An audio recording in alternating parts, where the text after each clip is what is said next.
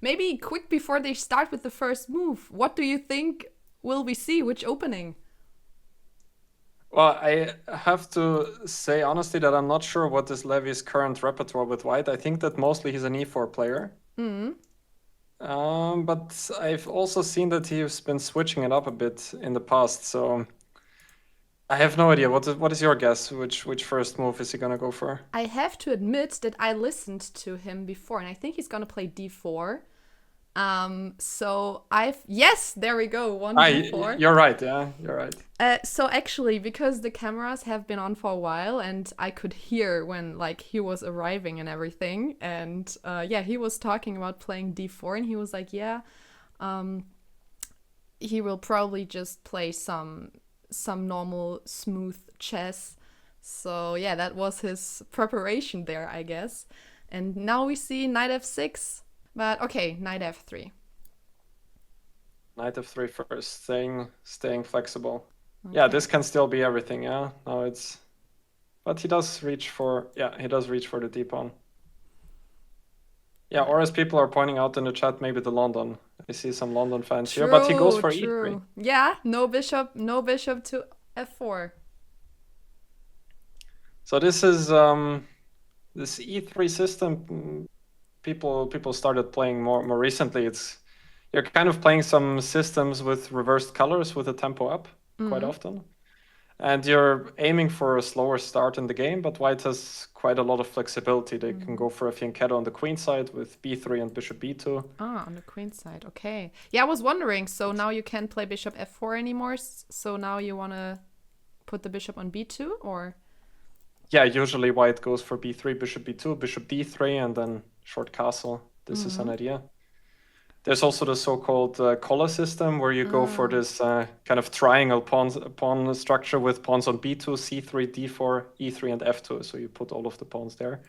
And then try to break with bishop d3, knight d2, and e4. This is another Mm. idea. And maybe also interesting to mention, you can see the scoreboard here as well. So they're playing one classical game today and one classical game tomorrow. And after this, they're gonna play 4 rapid games and 8 blitz games.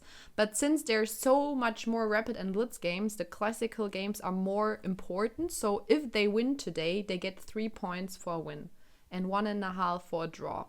So yeah, this is kind of an really important game, I would say, today. Yeah, since classical gives the players the most points. Yeah, but what's Mm-hmm. also interesting that even if they lose, they can always come back. Yeah, if they score pretty well in the other formats. That's true. So That's true. If you had to bet all your money, who would you say will win the match overall in the end? yeah, probably Levy. I mean, Levy is the favorite in my opinion, but only by a small margin. I think they're Okay, interesting. quite I mean, you also closely. already played Levy before, right? Yeah, and he beat me, so that underlines my statement. Yeah, That was a really but interesting match as well. That was in Vienna, right? During the Europe tour. You yeah, played exactly. him. Yeah, and he crushed me in that game, Mm. which made me respect his skills even more. Yeah, I think if I had to bet, I would also say Levy because I feel like recently he's been really good also in like blitz. He I think just crossed 2950 again, so he has a really high blitz rating as well at the moment. So I think he's in good shape. But yeah, 2950. Wow, mm, that's impressive. on chess.com, yes. But yeah, as you said, like their ratings are so similar, everything could happen here. Yeah, and he does go for e4. As you mentioned, so he's really looking for confrontation here. Okay, what would be logical? What happens if black just takes here? I think black should take actually, because otherwise white can gain a lot of space and play Mm. e5, which would actually lead to some type of French structure. Mm. So I But think Julian does play the French a lot, I saw. So maybe he would be really familiar with these structures. But I guess this would be a bad French, right? Since you. probably, I mean, white also did lose a tempo by playing e3 and then e4. So Mm. It's not so easy to tell. But d Okay. takes e4 is quite a logical reaction. So he goes e5 and knight d7 is on the board, yeah? Hmm. And Okay, but knight d7 was the logical move, right? There wasn't really an alternative, I guess. I thought knight e4 is another option, Oh, was another option. right. Ah, okay, let's look into that. Hmm. And I but then I guess. guess queen e2. Yeah, you cannot take because then you're gonna lose gonna lose a piece.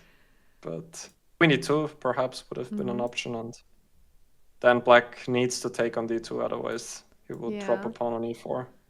Bishop d2, But yeah. yeah, I guess the nice thing is that you traded off a piece as black, and when you have less room, it's always nice to trade pieces. So that also looks logical, but he decided to not do that and play knight d7. And yeah,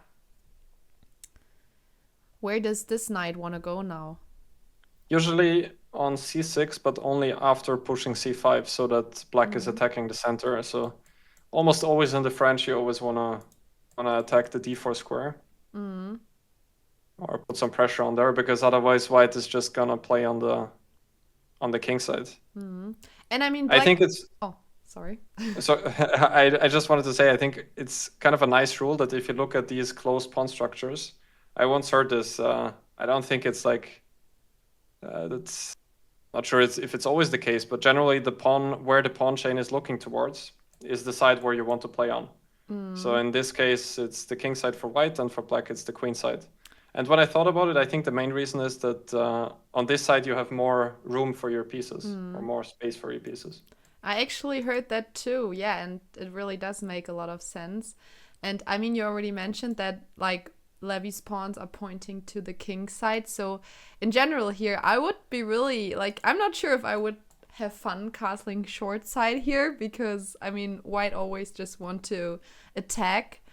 Do you think black can easily castle here, or does he It would rather just stay in the middle? definitely be risky, especially after Levy's next move, h4.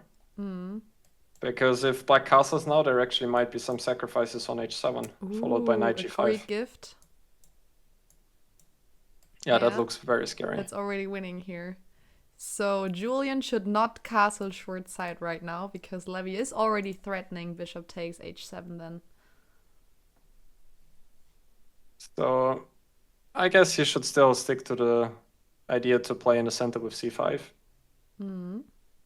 And then actually, instead of knight c6, one idea can always be like, let's say c5, c3 would probably be Levy's reaction. And then black could even think about going bishop a6, your idea from earlier, just to exchange this very This passive bad bishop on bishop. d7. Yeah, I mean, isn't it French when bishop. you like have like a solution for your white bishop in the French, you're always happy? Isn't that kind of a rule too? You're happier than before, yeah? I don't know if you're always happy, but it's it's an improvement for sure, yeah? Yeah. But I think in general, Julian is happy how the opening went. Because I guess Levy didn't play 1e4 because he didn't want to play against the French. And now we have some kind of French position here anyway. So I would guess that Julian is happy here. Yeah, at least he's probably quite familiar with the structure, yeah? But I still believe white generally has a decent version as well. Because in some French lines, black often has the idea to play bishop from c8 to a6 immediately. And here he might lose a tempo with that. But as you already said, white also lost the tempo by playing e3 and then e4. So maybe black can do the same. That's true, yeah. That is true. Another funny thing that happened before the game, Levy was trying out different chairs to sit on. And he also tried out a bench. Like there was a bench standing at the side of the room, and he was like just putting the bench next to the board and was trying if that could be an option. But looks like he didn't decide for the bench to sit on during the classical game. It reminds me now of this famous Bobby Fischer story from the legendary match against Baski in Reykjavik. That they also had some lengthy discussions that Fischer was saying that something wrong with his chair, and he finally they came to some agreement. But Wasn't this also with the toilet gate, or was it different? No, that was.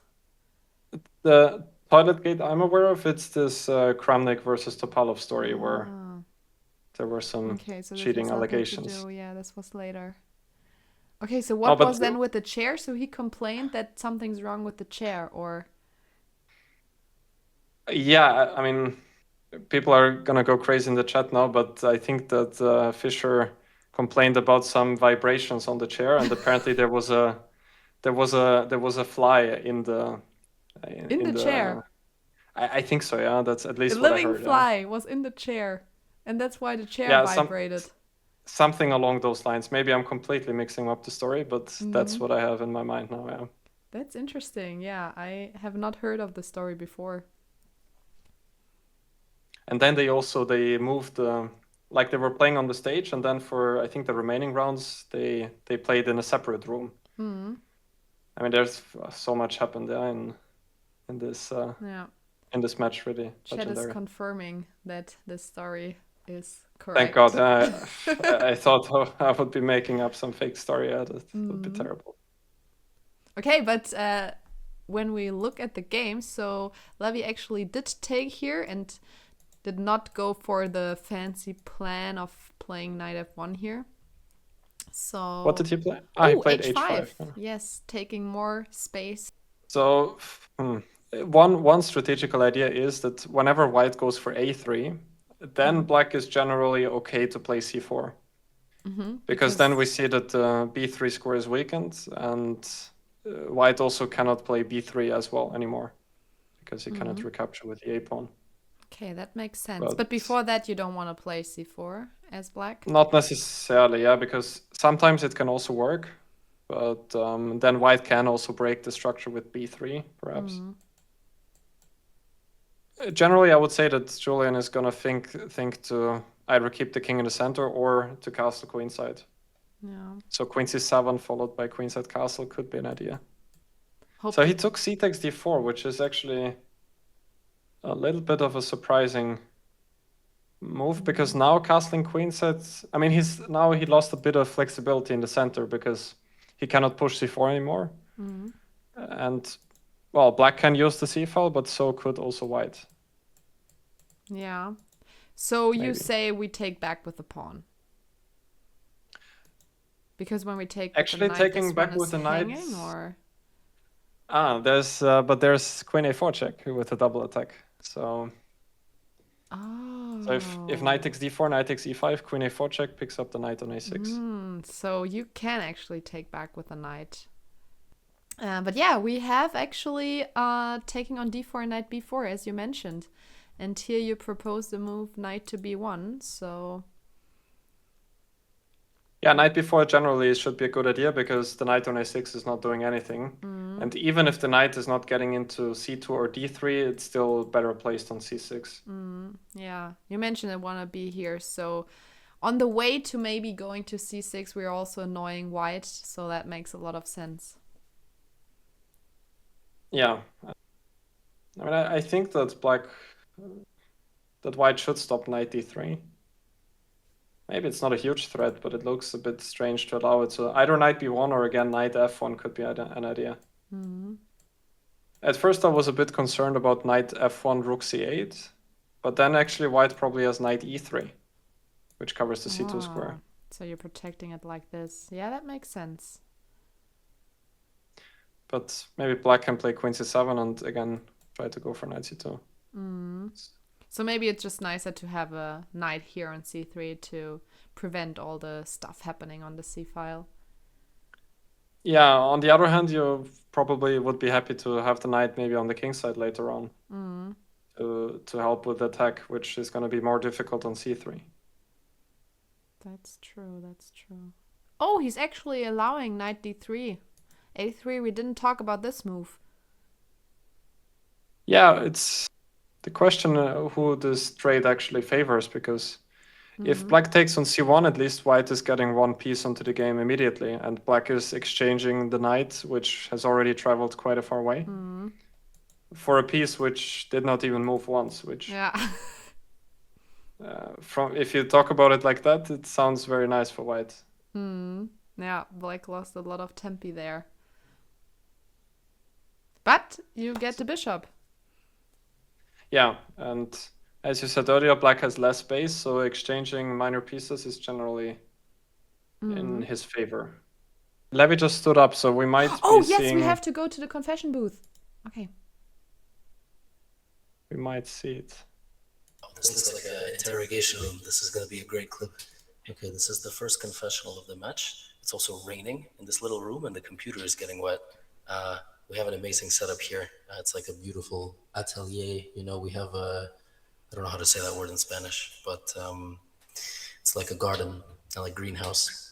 I just played the move a3. It's a very strange opening. Actually, I think h4 was just a terrible move, but we will see.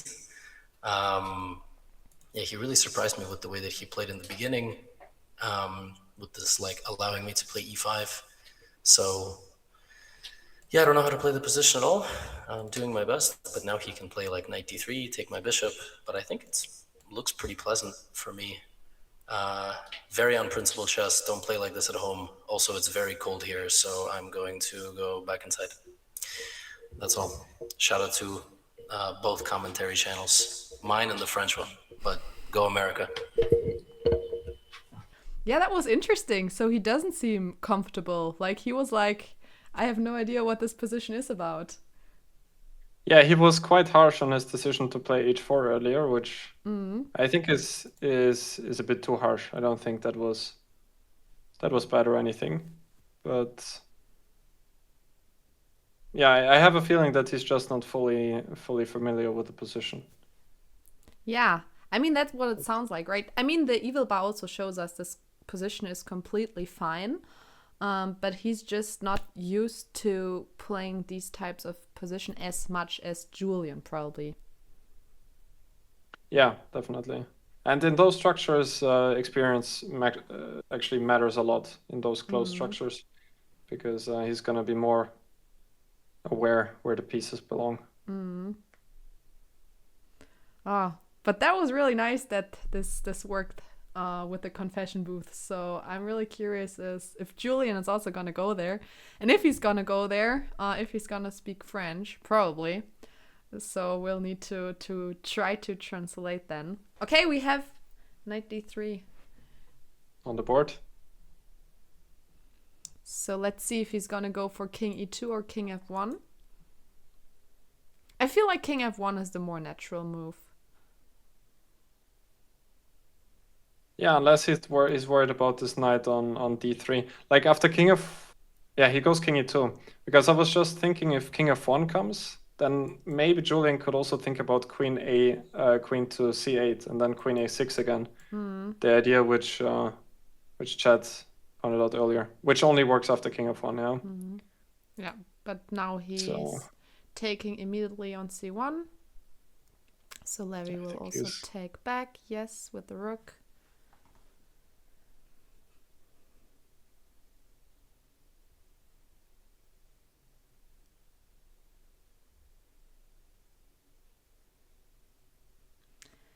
Felix, can you explain who do you think has the better position? Question from chat.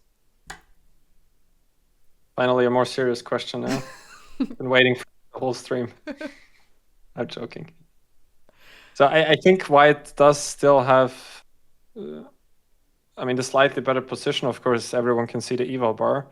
But my reasoning for that is, first of all, White does have the control over the c-file now, which Black can probably neutralize, but not so sure about it. The king on e2, of course, looks a bit weak, but as long as Black is not opening up the position with f6, then it should be fine. So what White needs to do is trying to do some prophylactic idea against f6. How can you find an idea against f6? Why is this game 1 hour? This is a classical game, so this is not like an online blitz game. And they still have a lot of time to think here, so yeah. The fun part hasn't even started yet. He just made a move, he played queen a4. This was not a move we talked about, right? You only suggested queen b3? Yeah, but it has kind of the same idea, just to connect the rooks. Mm. And it also keeps an eye on the pawn on a7. Ah, on a7, I see, yeah. So now you cannot as easily play rook c8. Yeah, exactly. Yeah. That makes sense. So I think that Black can look for either play with f6. I'm also curious if b5 can work, because I don't think that White b5 here? immediately after queen a4. Ah, so the idea is if white take, you play rook b8 and want to get the b2 pawn? Yeah, and then the king on e2 is suddenly... And then if the b2 pawn falls, a3 is also super weak. Exactly. Yeah, a6, as you guys point out in the chat, is also possible with the idea to play b5, but I believe maybe b5 can be played immediately. Ah.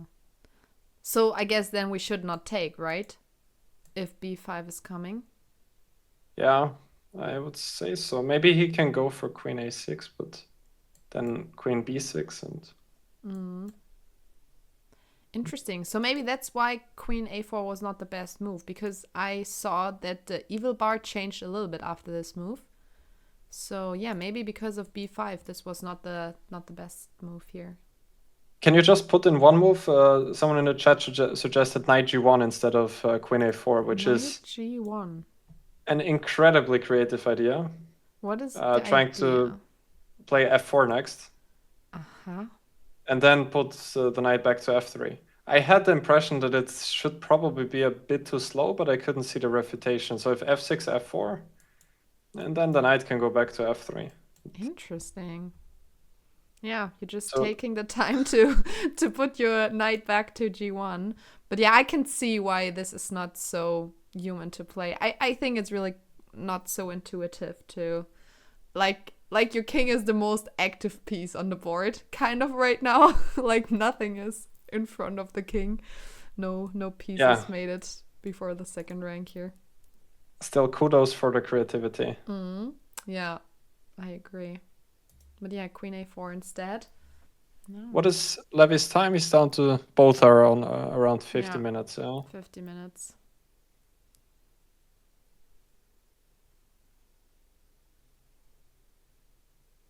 What would you say, like, if the queens get traded? Would that be a good thing for white or for black in this position? I think it's a concrete matter. If white is in time to seize control over the c file and not allow black's knight to c4, then it could be quite promising for white. But if But black once manages to go there, then... once black gets the knight to the c4 square, I could actually imagine black taking over. Because the knight is so powerful there. That makes a lot of sense, yeah. Yeah, how about transferring the knight from d2 to g4? This idea we've discussed earlier, and I like the general idea of it. It just feels a bit slow here, and even if the knight is on g4, it's not clear What's it's doing there? because the f6 square is very well protected, and typically you put the knight to g4 to follow up with h6 and then to jump with the knight to f6. Yeah, but right now you're 3 times on that square, so Exactly. it's not working right now, but interesting idea.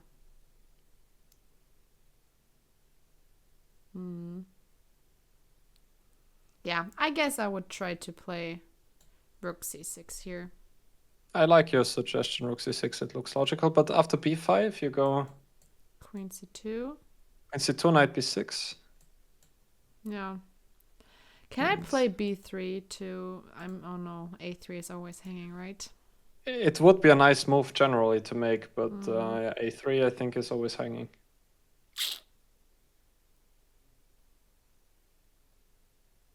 Yeah, I don't really see how to prevent you from putting your knight to c4. But my idea from earlier, queen c6, probably is also not effective because black can anyway go b5 and then knight b6 and knight c4.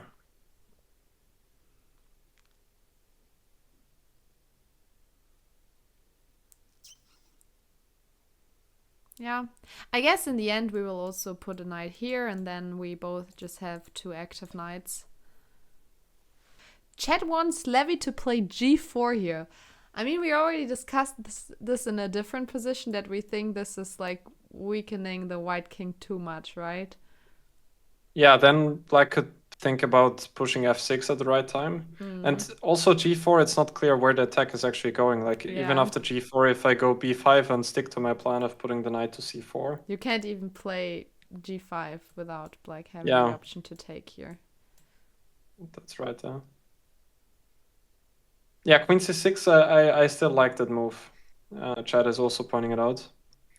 It's just not so clear after queen c6, b5 what white is doing. You can try to exchange queens with queen c7, but it's also a bit of a concession.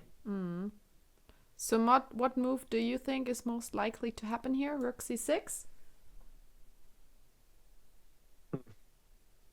Maybe queen c6 is possible.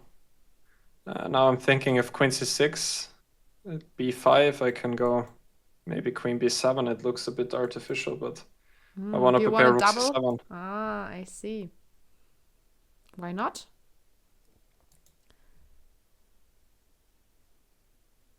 I mean, in this scenario, Yeah, rook c7, and there could be some repetitions, I think. because the bishop doesn't really have a square to go, right? Yeah, but black can play rook b8 there. Can we put it on the board, perhaps? Yes, Is that possible? sure. Because it's Okay, a longer so line. what's this here? Yeah, rook c7, and I was thinking about rook b8, queen a7. But black cannot repeat because the knight on b6 is hanging, so black would need to play rook e8. Rook to e8 to defend the bishop on e7, I believe. This looks uncomfortable for black to play. With Probably, unless black is getting knight c4. But then also rook d7 is going to be there. yeah, and if the queen moves, then the bishop is hanging. Exactly. I like this idea a lot, I have to admit. So this all starts with the idea of going here with the queen and then going to b7. So then we have the chance to double our pieces on the 7th rank. Yeah, I think that's...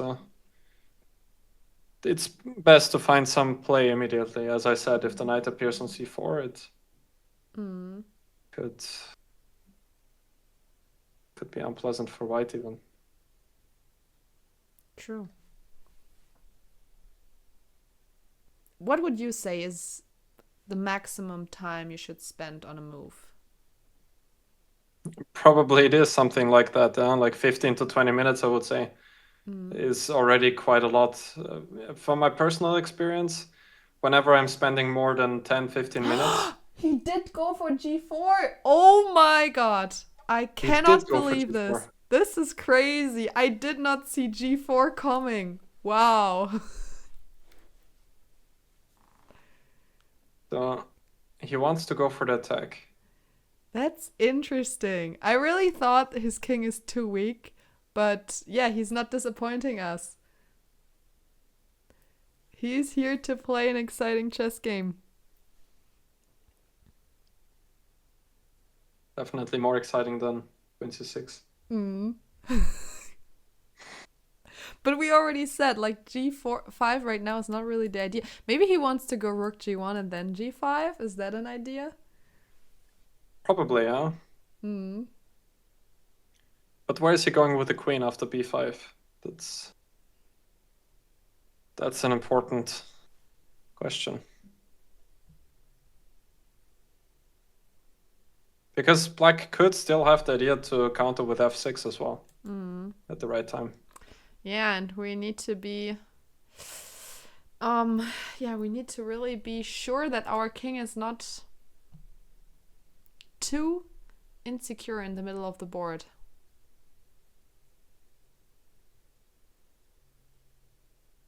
Wow. I actually like that he played g4.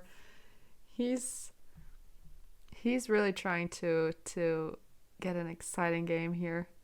Yeah, I guess Julian was also not really expecting this move here to happen. But Okay, he is he's playing kind of quick, b5. I mean, this is a really logical move here to play. b5, yeah, immediately. Very logical. Is eating allowed? Yes. I mean, eating is always allowed, but I guess it's not really nice to do it like when you're sitting at the board. You usually stand up and go a little bit away to not distract your opponent. Yeah, and at many tournaments now, it's actually not allowed to eat at the board. Like Oh, really? they can be quite strict with that. Oh, I didn't know that. Like in international tournaments where I play, they often don't even allow you to have a cup of coffee on the table, which Wow. I think is a bit much. But like there are often cases where people just spill everything on the table, and that's a bit problematic, especially if there's some live transmission, because it can mess things up.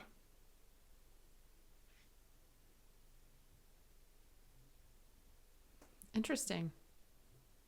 I didn't know that. I mean, I knew that sometimes they don't want you to have like water bottles on the table, especially if they want to make pictures and stuff. That can be really annoying if there are like bottles everywhere, but I didn't know that that's... Oh, he did play Queen C2.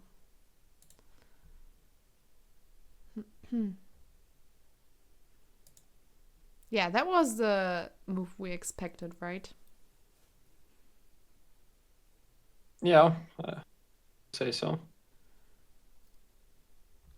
So trying to get the knight in.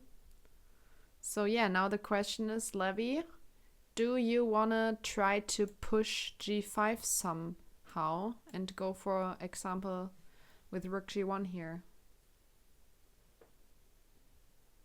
Yeah.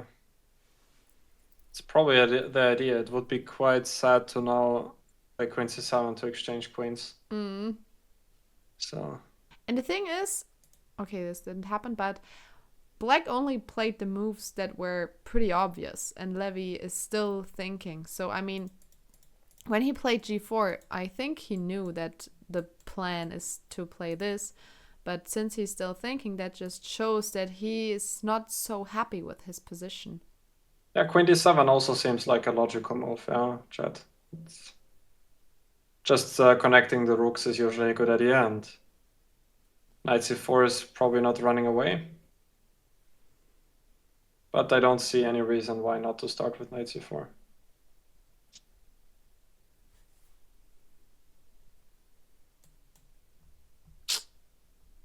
Yeah, and we don't really have the chance to kick the knight out, because as we already said, anytime we try to play b3, a3 is just hanging. So yeah, maybe the best thing is... Wait, did you say we could play b4 here after knight c4?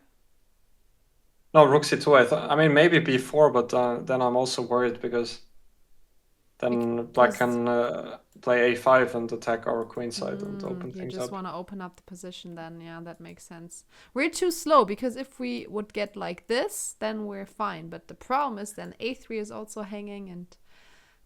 Yeah. And another important detail, because some people were asking when knight c4 comes, if we take on c4, then Black most likely is going to take back with a b pawn. And then White has this awful weakness on b2, and Black can just pile up the heavy pieces on the b file. And it's going to be very difficult to hold things together. Yeah.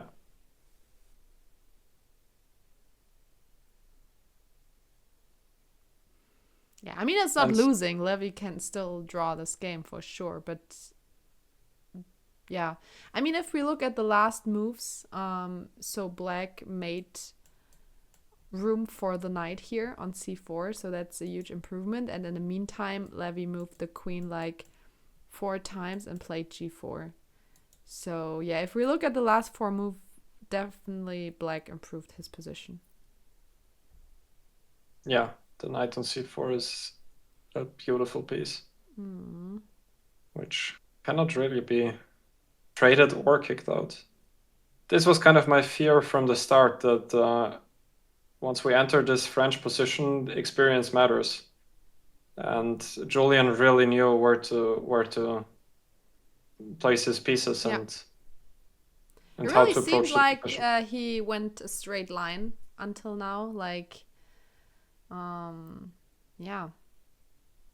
I mean, the only point where he thought a little bit longer was a6, but I mean, that's also what Levy said, right? He said in the confession booth, I'm lost and I don't know what to do. So. Yeah.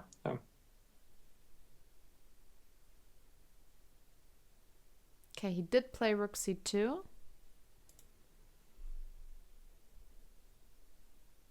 Yeah, just protecting b2 still seems like the best chance. Yeah.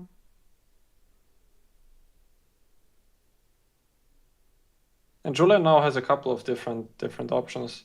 Like he can even think about countering with f6. That would be one idea. Or he can try to improve his position on the queen side slowly. Like rook c8? Rook c8, maybe, I don't know where Black's queen wants to go. Or if it does want to go he played somewhere. a5 pretty quick. A5, another very thematic idea for the French. You just want to play b4 as well, or what is the idea? Or a4, just to really fix the knight on c4 that white is never going to be able to play with b3. That's a nice positional move. Ooh, he did play rook g1, so he really wants to go for g5, I guess.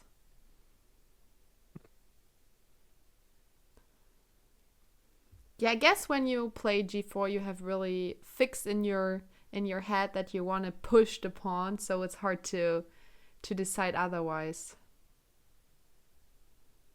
Yeah. So let's say Black goes a4. He did play a4, yes. Yeah, so let's try g5.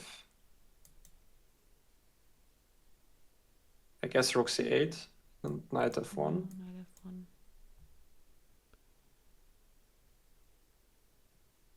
Is it maybe an idea to go with b4? Yeah, for sure. Yeah. So b4, but I will take and then try to stick to my plan. Knight h2.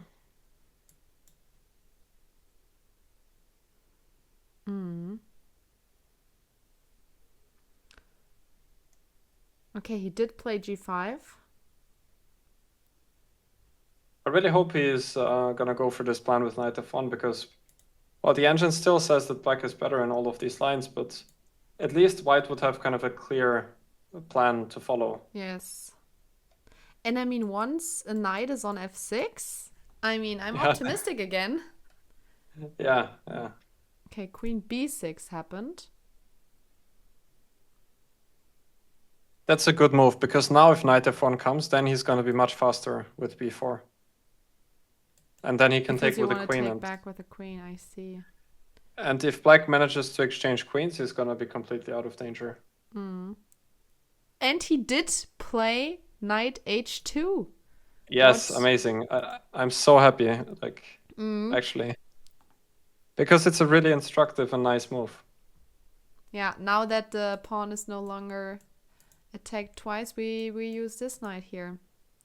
And we do not use this knight because when b4 is happening, we still want the option to take here with a knight.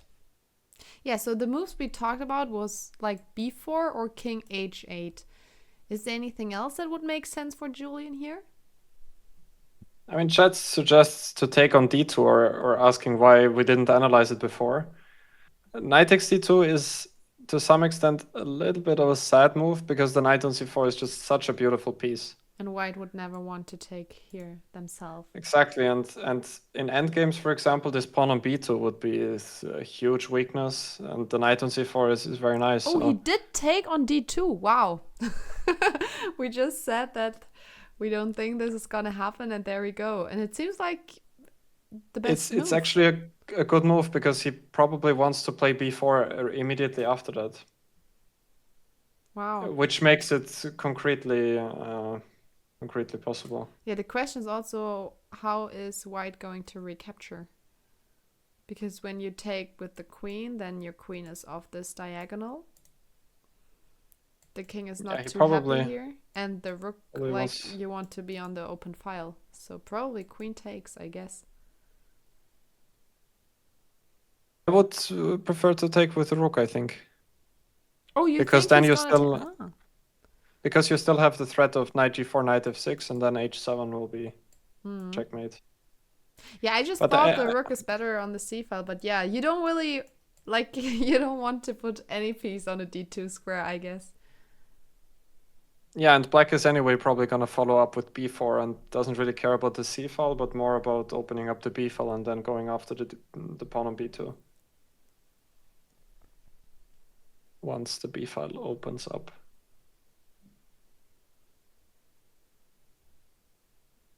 Yeah. But after rook d2, knight g4 is still a threat, so... Still an idea. But maybe he can play b4 and try to exchange queens with queen a6. That can be an idea. And what about queen d2? I guess this is really like you're Also walking b4. into checks, yeah. And now not even knight g4 works because taking on g5 with a check. Yeah, that's another good point.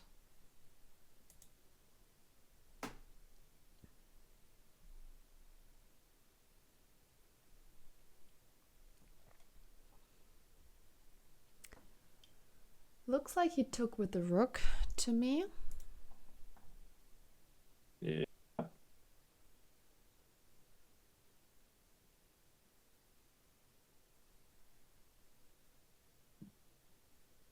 Okay, so this is really just showing us that he wants to checkmate Julian, that he doesn't care about the open file.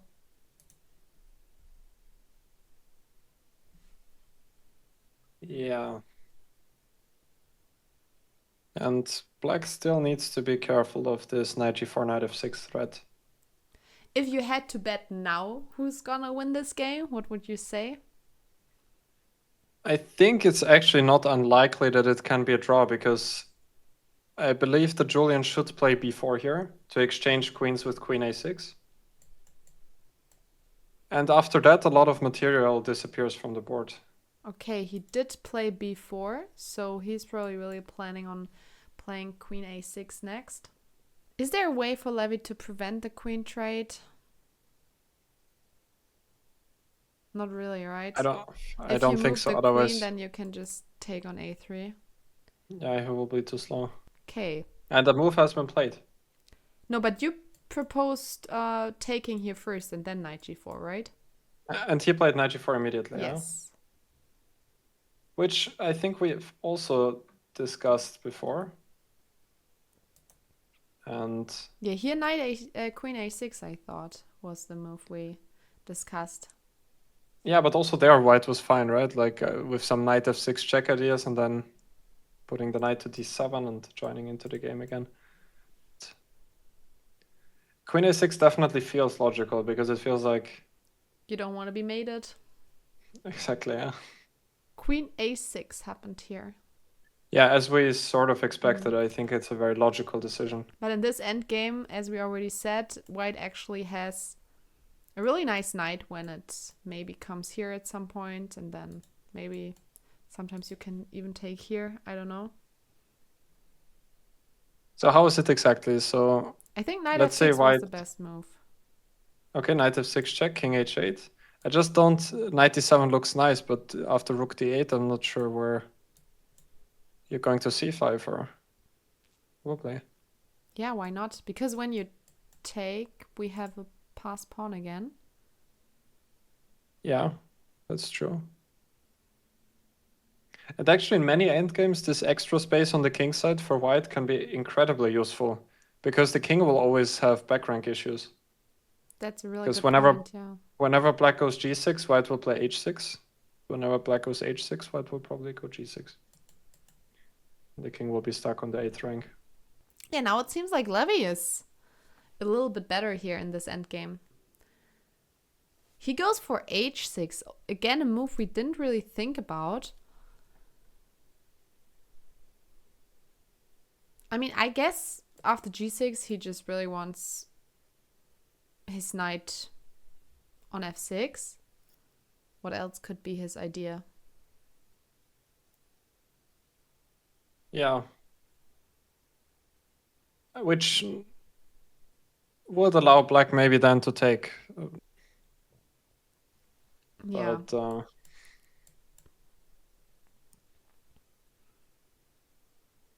Because in the other position you couldn't really take, because then you're gonna be in trouble. He did make a move, right? Take on a3, yes. But doesn't that allow white to take on g7? Yeah. Maybe he's saying that his king is actually safer on g7 than if it would be on g8. Maybe he just wants to recapture and I mean, we says, don't have back rank mates anymore when the king is on g7, so it does make sense. And once the queens are traded, maybe you can also play king g6 and try to annoy white a little bit here. Yeah, it's actually interesting. He did take back first, and then bishop takes a3. Okay, Julian is just taking this pawn. I mean, the queen is pinned, so... Yeah, and that's one reason why Levy shouldn't have played h6 earlier, but instead this idea with knight f6 check. And the funny thing is, I believe that maybe white shouldn't even take on g7, because then the king will not have back rank issues anymore. So, but what else can he do? Try to unpin the queen, like king e3. Yeah, but then black will probably take. Okay, he did take on g7. He did take, okay. So maybe like knight f6 and rook h1 is an idea? Yeah, looking for counterplay, yeah. King takes g7 happened.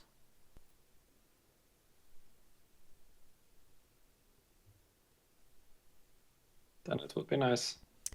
Okay, rook h1 immediately. I mean, I did suggest this in combination, but it seems like in this position it's not good. Why is that? Well, now it's time to take on d3, otherwise rook h7 is coming. So I guess black should trade. Rook takes d3. Maybe we can come with the other rook to h3. That's probably his idea, huh? I guess the bishop is just going back, and then there's a pawn racing. Well, if you believe in your a pawn, then you should probably go bishop b2. I wasn't sure if I should keep the bishop as a defender. Because if you have the bishop on b2, there's no argument that the a pawn is gonna just run through. That's true. Rook h8 was played, and this was apparently not the move. So we saw it was really strong to take here and then play bishop b2. But he wanted to first make sure there's nothing happening on h7. He's still keeping an advantage. That's for sure. Maybe now knight f6 again? But then if I take and okay, he did play knight f6. b2 again. Then not really much changed. After that, I mean, what does white even do there? He did not play bishop Went b2. back bishop e7. That would have been really dangerous for Levy if he would have gone there. And he also played bishop e7 really quick. Take on g5. Levy gave a check, and that's the best move. Okay. So is there some kind of perpetual happening when the king goes to g6? Like this?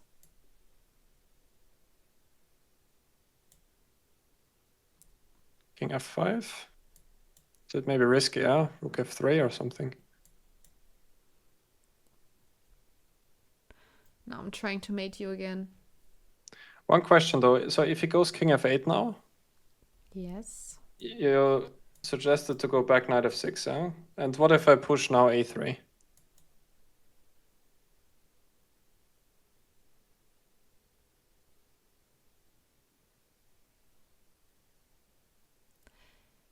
Can I maybe reroute the knight? But I guess yeah, but the rook endgame hanging, yeah. Oh. Yeah. Okay, we did get a move. King f8 happened, like you said. No. But at least now you don't have control over a1, so we can block it in the worst case for a while. And rook a1 is not an easy move to he see. Did not play rook a1 here. Goes knight f6, maybe hoping for Julian to repeat with king g7.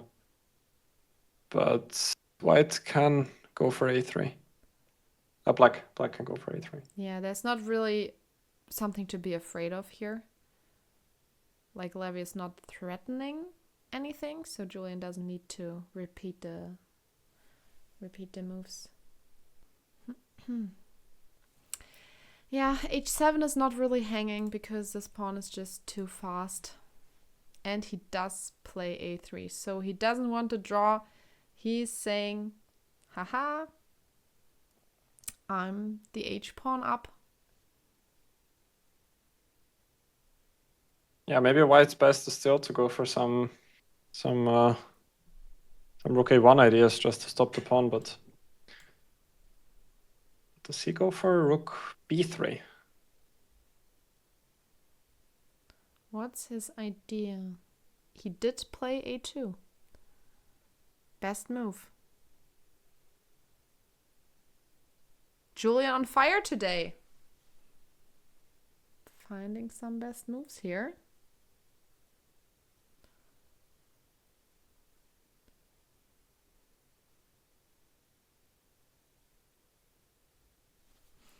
Okay, now rook a1 is the only move, right? Yeah. And he did play it. h6 was his idea. Okay, I mean, he does want to activate the rook on h8. We were already saying this. Yeah, but the thing is, now I thought, like, if I take on h6, rook takes h6 anyway, rook b2 will come. And now this is not possible anymore because there's a nice checkmate. Ha! Look at this. So I mean, that's nice, yeah. He has 1 minute and 40 seconds left. So, not much time left. Okay, the only thing I'm considering is like rook b2 to get this pawn here. Oh, he did play rook h3. Ah, so he goes for another plan. I'm curious if he's gonna see h5. It makes a lot of sense since we really want to take here. Yeah, after you spot it, it makes sense. It's the question if it's easy to. He did play it. He did go for it. Yeah. Yeah, then it's difficult for white to hang on. What if I try to go for the b pawn now? Like if I go back rook b3? But now maybe really the pawn can just run. But I'm hoping to come back with a king f1, h3, king g1. But it's not great. He did go Oh, well, rook b3 again. But yeah, if we look at the last two moves, like this is where the rook is coming from. So yeah. he played like rook b3, rook h3, rook b3. So yeah, He must have missed h5, I assume. I guess so, because otherwise he could have just taken here and then tried to get the a2 pawn. h4, yes, it's happening. He's just... King f1 is probably the only move. So that's in this position you have like your pieces... Just in time, yeah? Yeah. Preventing black from queening. And in the end, black can be thinking of going rook h4 to pick up the pawn on d4 as well. Okay, he did play h3. And Levy plays really quickly as well. But is it necessary to also go h2, or is it maybe better to keep the pawn on h3? Yeah, I'm also thinking about that. Okay, he's going for h2 as well. I mean, on h3 we can also take the pawn twice really easily, But so maybe... I don't see why it's like completely lost yet, because white will go rook b2 next. I don't think you can hang on to the pawn on a2. And if you also play like e3. You can think about. Yeah, d4 will fall 100%. So we're But hoping for an endgame where we just one pawn down, right? yeah, that would be. If we get a good version, it could be holdable if it's a rook endgame. What's doing? What else he can do instead of rook b2? Is there any other option?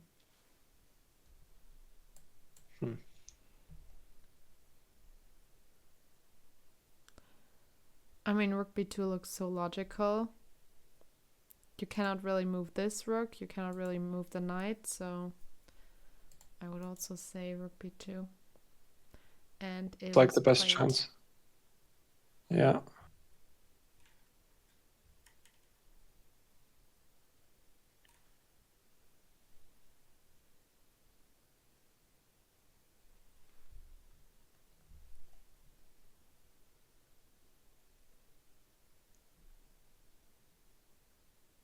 Well, maybe the line which we've talked about earlier is just good for black, yeah? Do you mean with king g6 now or rook h4? Rook h4, rook h4. Rook takes a2, take everything. I'm curious if this is good enough. Rook takes d4, king takes h2, and then king g6. I mean, there thought it are should some be. weaknesses. And even some rook endgames, like now I'm maybe threatening even bishop takes f6. Because if I win one of those pawns, I will probably win the other one as well. Yeah. Looks like he can just go for this. But yeah. He might be looking for something cleaner, but it's unclear if it exists.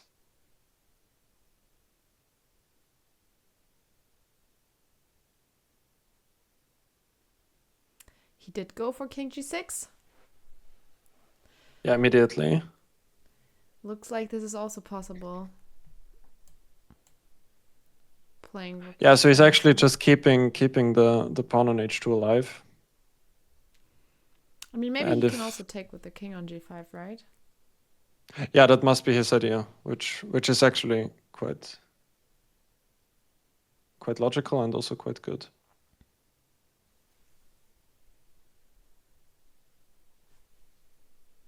f4, you can still try to keep the pawn, yeah? That is one idea, but maybe then black can think about rook h4, yeah, exactly. Everything is falling.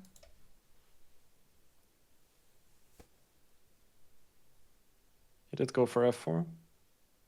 Yeah, but the problem is this pawn will fall and then this pawn will fall too, and then you have nothing left. Oh, he goes even here with the king. Interesting. Even stronger, it appears. I guess he's just saying, hey, my rook is protecting this pawn, so my king is ready to do the other work. Yeah. Julian played a really good game here. I agree.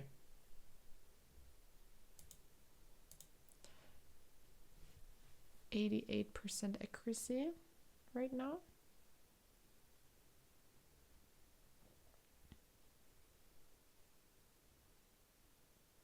Tries rook b7.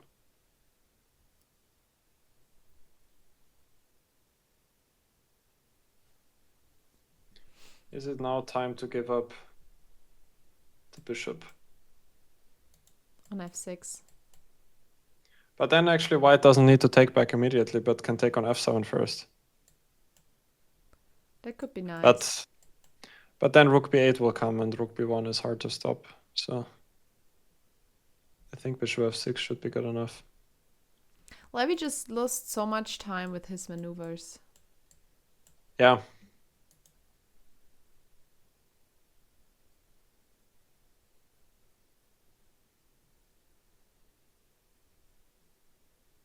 The thing is, white is not even threatening to take on f7 like ever.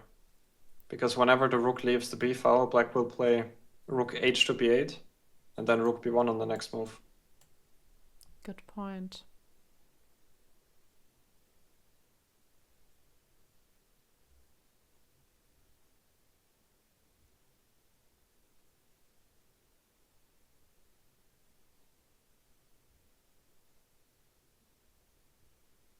Levy could win on time. That's true. That's still a possibility here.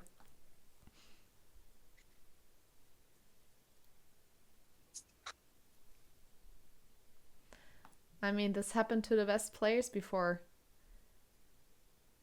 Losing on time in a winning position.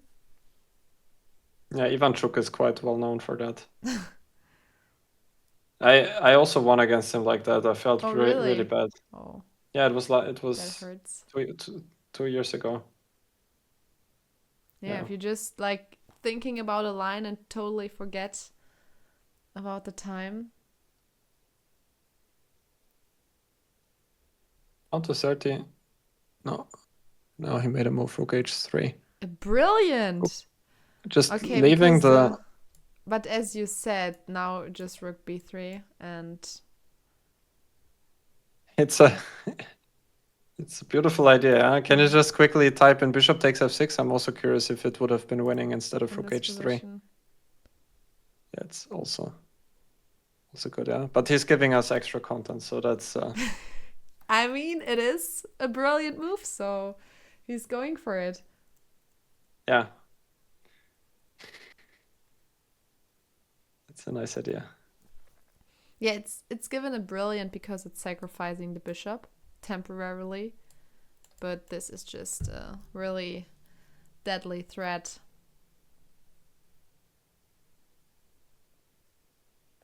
I think Levy might play this out.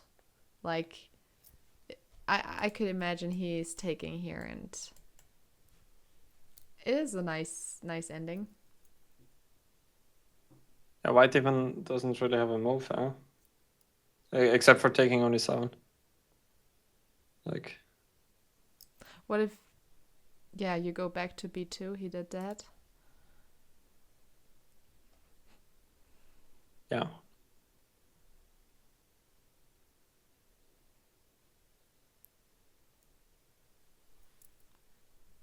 But this is where the rook is coming from.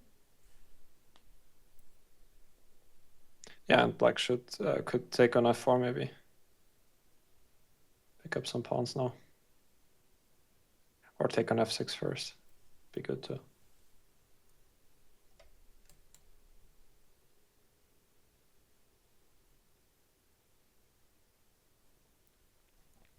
Rook a4 apparently is not the best move.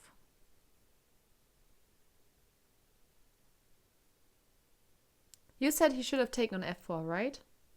It looked natural to me if it would have been working. I thought it would. I mean, this should also be good enough. What is white gonna play? He wants to take on d4 next. I mean, I feel like all the pieces of black are just more active than all the pieces of white. So that's not a good sign for Levy. Did Levy make a move? Knight g8.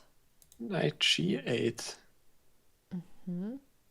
Does he want to give a check, or what is the plan? Maybe he wants to give a check and pick up this pawn if the... Oh, he's also avoiding the often losing rook endgames, which is a nice practical idea.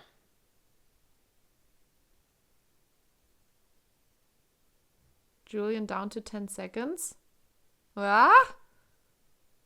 And it looks like he's nervous, understandably so. I mean, he moved with Bishop 4 seconds d8. on the clock. That was Now, close. which pawn should white take? Yeah. Or maybe give the Probably check not. first and then take here. That's possible too.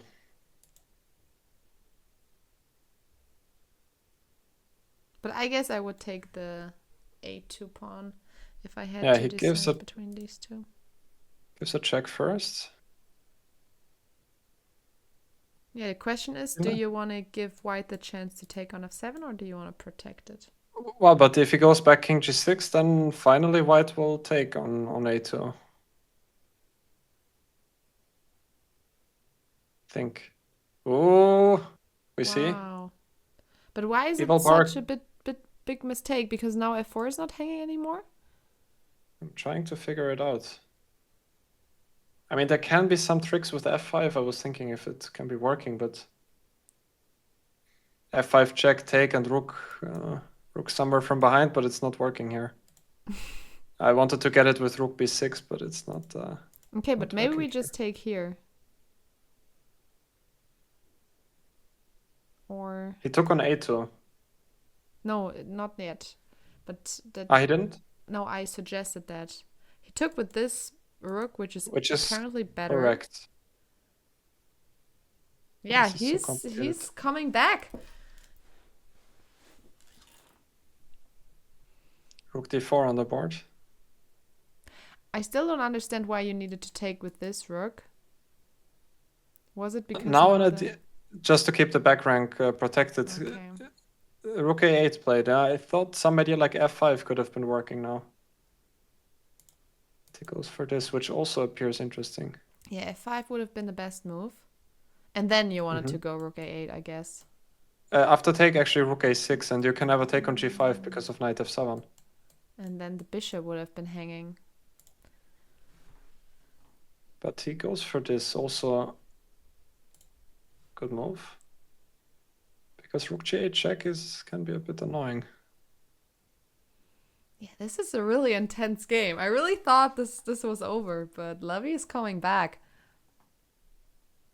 He's one pawn down. It's still not easy.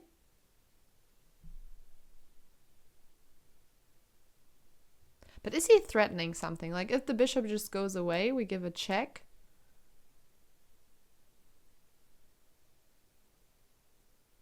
That must be his idea. And then maybe he To can go for pick up rook g8. f7. It's getting a bit out of control for Julian. Check given.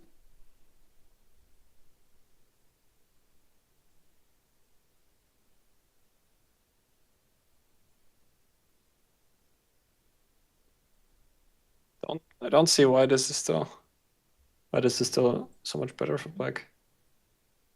h7, rook f8. Then f4 is hanging, yeah. Also protecting. Nice. Maybe you can start with rook b8. Or do you go with the bishop? He did play rook b8. If you go to c5. You have to, probably. Because after c7 I have rook b7, which is annoying. I guess. Yeah.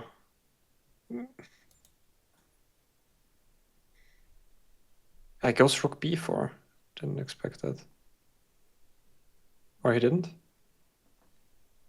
It looked like he touched the rook, yeah, but then he put it back to moved it d4. there and then yeah.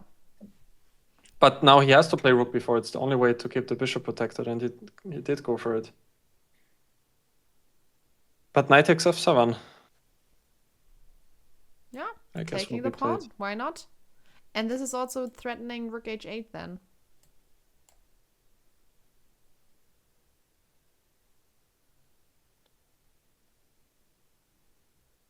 Yeah, so black needs to go away with the king or with the rook on h3. King g6 again? King g6 is possible. Yeah. Maybe. Oh, what a game. Yeah, now it's closer to a 3-result game, actually. Yeah, Levy also has a pass pawn now. Yeah, king g6 now. Even inaccurate for us unknown reason. Can we maybe go knight to d8, attacking the e6 pawn? And also some knight c6 ideas. Because you cannot take. You pinned your own bishop. Yeah. I thought more about knight d6, but now that I look at it, knight d8, why not?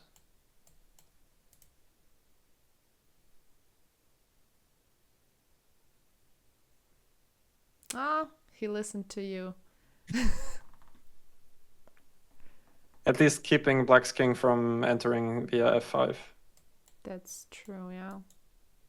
Yeah, I mean, Levy picked up some pawns here.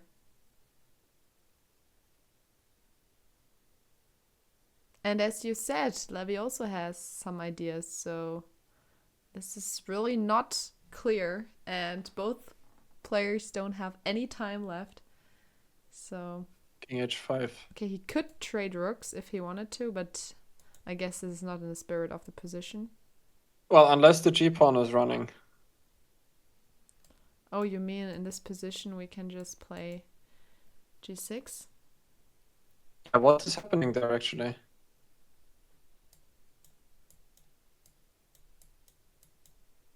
I mean, maybe rook b3, rook g3 can be there. Rook b2, I have rook a3 check always, so I thought rook Oh, b3. see. But the idea is to go over the g file to play. Yeah, yeah. Okay, so the question is, will Levy trade the rooks like this, which apparently is the best way to play? Well, yeah. After g6, he can still take on f4, though. That's true. In the line we just looked at.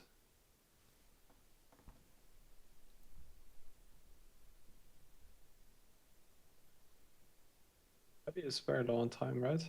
He did play f5 instead. Wow. Okay, what is happening if we just take here? Well, he might start looking to push the e-pawn. It's getting so complicated. That's crazy. Wow, f5. What a move here. Like, you're just saying, well, all of my pawns are kind of hanging, but I don't care. One of them is gonna make it.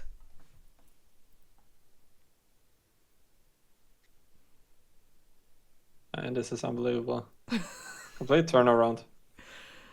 True. He's still not winning for white or anything, but Yeah, this e-pawn is dangerous now. I mean, anything can happen now. They're He getting took on new f5. score sheets because I guess this will only go for 60 moves, the score sheet. So they're prepared. And Levy has no time. 4 seconds. Move. With 2 seconds. What is he doing to us? So he gave a check, and then I assume he wants to take on h3.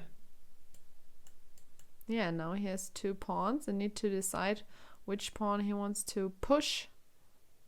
He can play e6, can't he? Could he also take this pawn here?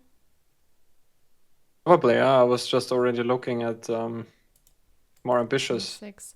The nice thing is that you don't really have rook e4 because the knight and is when protecting the square. Exactly, and whenever rook g4 comes, I don't need to worry because I have rook a3. It's actually losing. How come? Why is this losing? Someone said rook g4 in chat. But rook a3? Is it possible? Rook a3, king h4? No. Just e7.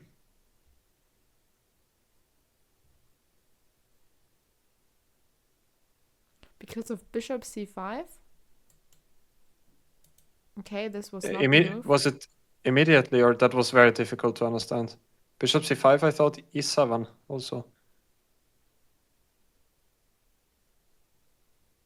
Should I turn on the engine for a second? Yeah, that would be nice of you. Okay, so in this position, bishop c5 was the winning move, and after e7, rook g4. And now you don't have rook a3 anymore. Wow, and this is just threatening mate here. Yeah. Okay, so this was the idea. He had to play this. And now after bishop d8, Levy can go g6 and push the other pawn. Yeah, and how is black defending? Wow. This is this is some game here. It's still a draw, yeah, but after all of these turnarounds, good luck finding that black. I mean, now Levy can also start picking up some pawns. Rook g4 happened. Oh, wow. Now, as you And white said, is Rook, winning. yeah, Rook a3. Rook Levy is a3, winning. and then Oh my and god. f5 is dropping with a check, yeah. And we can also play just g7, Rook g7. This is unbelievable. That is really unbelievable. How did this happen? Why is Levy winning? But we have to give it to him that, I mean, his resourcefulness was unbelievable, yeah. Wow. Yeah, he can pick up the pawn with a check. He can also go g7 because you can't take because then your rook is falling. Still, there's only 2 pawns left. If black is able to sacrifice the bishop for the pawns, it would be a draw. So he needs to be careful here.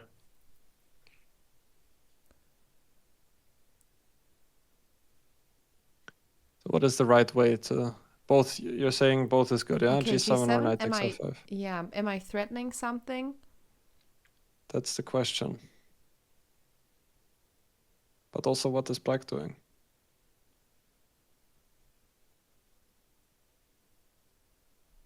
If black is, I don't know, trying to come with the king. Yeah, but now rook h3 already is winning. King g6 I can promote. He did go e7. That was not the winning move. He's giving up this pawn. Because now it can be a scenario of rook knight against rook. I see. This is Yeah, if this all is the what I pawns was are falling. worried about. But still, is it so easy for black to win the g6 pawn? Bishop e7, knight f5, king g5, knight takes e7, king f6 probably. Oh, you're going this direction, yeah. I mean, Julian has to take here now. There's not really another move. Yeah. Wow. Also, Levy played his move again with 2 seconds. He's really playing with our nerves here. Wow. This game is intense. Yeah, so many turnarounds. Who would have thought that Levy was winning for some moves here? So is Julian thinking after e7 or he did take? Yeah, I mean, now Levy has to take on f5 with a check. Yeah, he has to play king g5 and not king h5, as you said, so that he has king f6 in the end. Just to kick away the knight from e7.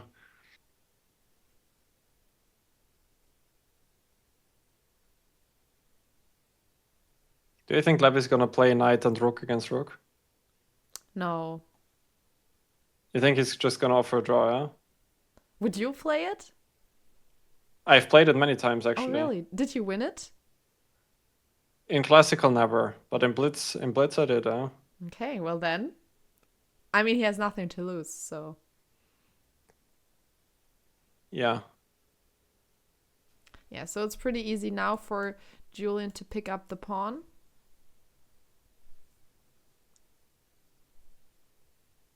Yeah, the thing is that white cannot even keep the pawn at all because, like, king f6, if he tries to protect the knight with something rook a7 or so, then he can just start pushing the d-pawn.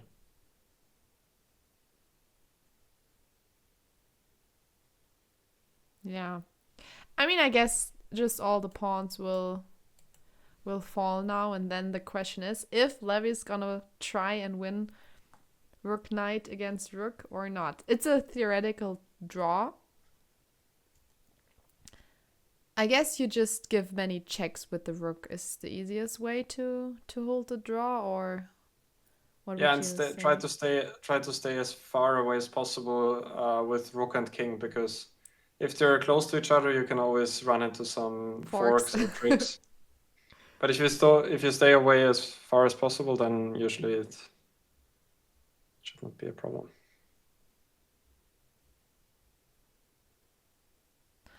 Wow. This is unbelievable.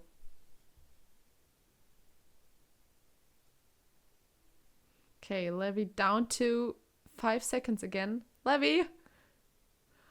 God. Why is he always moving with 2 seconds? Take on d5.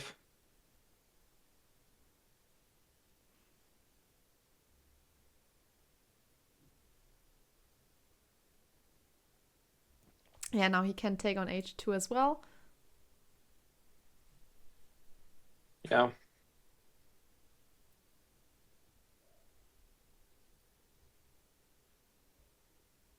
Looks like Levy is gonna play on though. Why not? Sure. Nothing to lose, as you said. But I mean, Levy must be really happy to be ending up in this kind of endgame. Like, he was just down a pawn. And now he's up a piece, so... Yeah, and also the psychological situation for Julian might be unpleasant. True. Like, I'm sure he knew that he was winning before. And now he still has to defend this endgame, yeah. endgame. I mean, Levy could even blunder Rook and it would still be a draw. Yeah.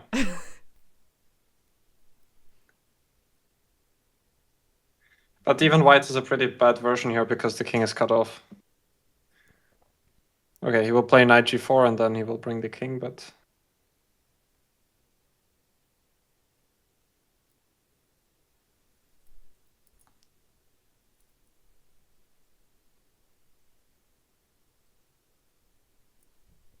I think Julian will manage to defend it. Centralizing the king. And then, as you said, making sure that king and rook are not too close to each other. Yeah.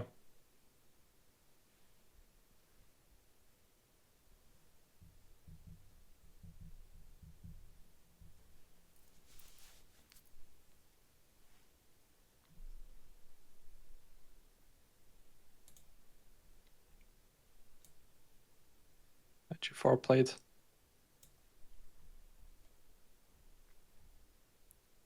Okay, rook b8. So now he will just... Oh no, he did not. He put his rook back to g5.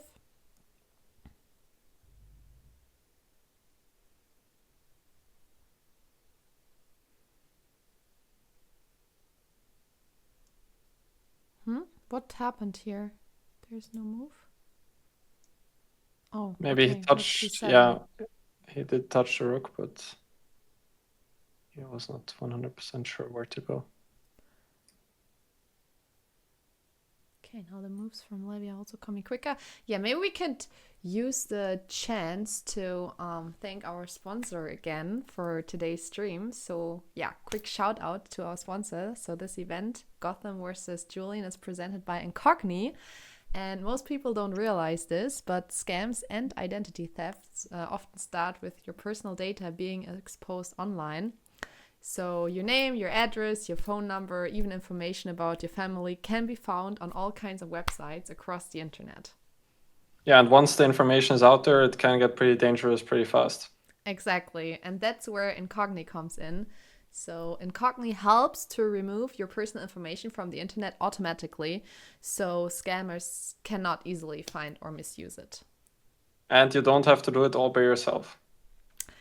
That's correct. And what's also really important is their custom removals feature. So if data shows up on a website that isn't covered automatically, you can just send Incogni the link and their team handles the removal for you. It's huge, especially if you're online a lot, which I guess everyone is right now. Yeah. Yeah, and if you care about protecting yourself from scams or identity theft, this is a no-brainer. So you can try Incogni risk-free and get up to 60% off with the code Gotham, all in capital letters. The link is in chat.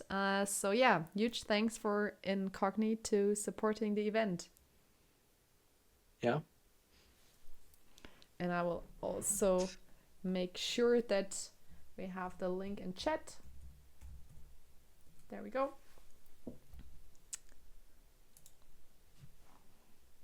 And we also see that Levy is moving really fast. Like he's trying to get those extra 30 seconds, maybe also putting Julian in a little bit of time pressure since he knows this is a theoretical draw.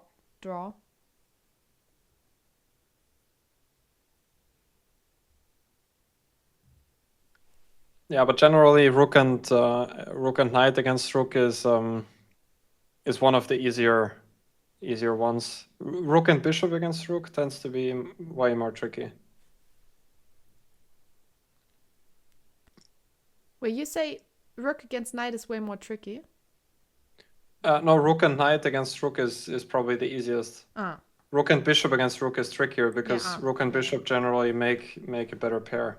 But Rook than and Rook and Knight Knight. against Rook and only Rook against Knight are both pretty simple a draw, right? Yeah, I would say so. These are simpler ones.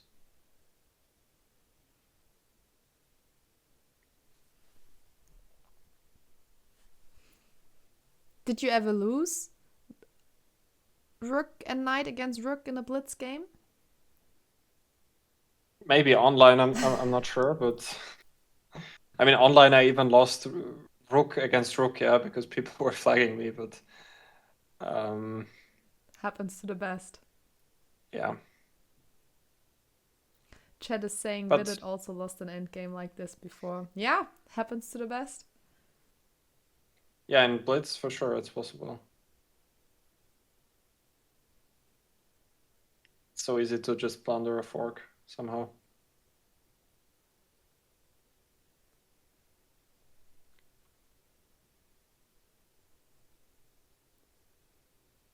Yeah, how many moves until the 50 move rule? People are already asking. So King takes G6 was in move 62. So we have 10 moves played since then. So 40 more to come.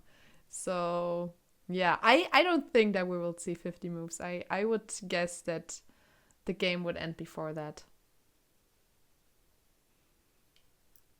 Yeah. Yeah, they will get time until the last move. And I mean, they still, both of them look pretty locked in, so they're playing on. Can Levy win this? Only if Julian blunders.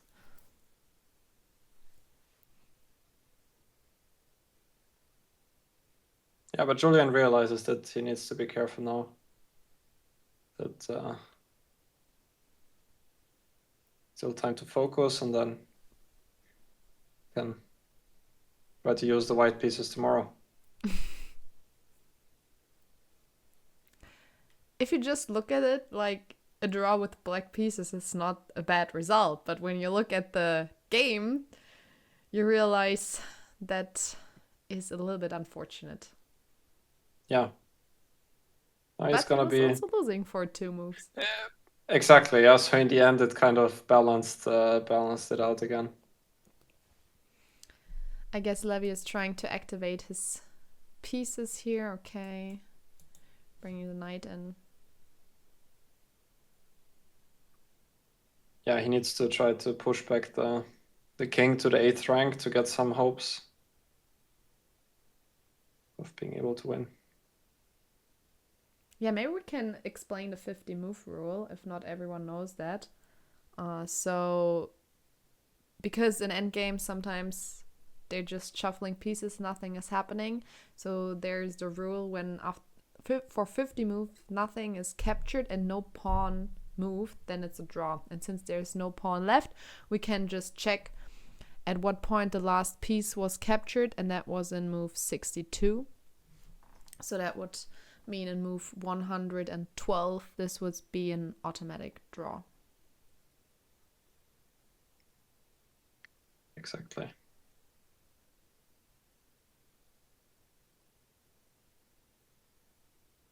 So what some people do is if they have a dead drawn endgame, they play 49 moves, then they move a pawn 1 square, then they play 49 moves again, then they move the pawn again. Yeah. Have you There done are this? some I personally haven't, but There are some games that went then for almost 200 moves like that.